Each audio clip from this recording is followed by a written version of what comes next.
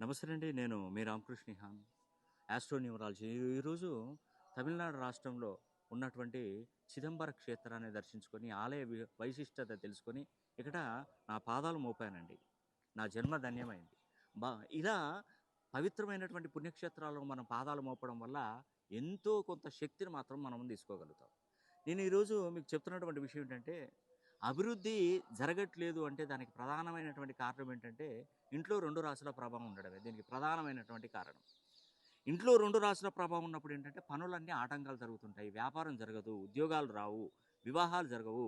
ఆర్థిక స్థితిగతులు కూడా చాలా వరకు డిస్టర్బెన్స్ అనేది కూడా అవుతూ ఉంటుంది. కాబట్టి ఇలాంటి సమస్యల నుంచి మీరు బయటపడాలంటే నేను ఒకటే చెప్తున్నానండి. మీరు ఖచ్చితంగా మీ పేరులో ఉన్నటువంటి సంఖ్యాబలం మినిమమ్ 360 డిగ్రీల కోణంలో ఉండాలి. అదేవిధంగా మీ పేరు 2500 ఫ్రీక్వెన్సీ నుండి 3500 ఫ్రీక్వెన్సీ లోపు మీ పేరు బలాన్ని కనుక మీరు పెంచుకున్నట్టయితే ఖచ్చితమైనటువంటి ఫలితాలు వస్తాయి. కాబట్టి మీ ఇంట్లో కనుక 2 రాశులు ఉంటే ఒక్కసారి నాకు కామెంట్ రూపంలో తెలియజేయండి.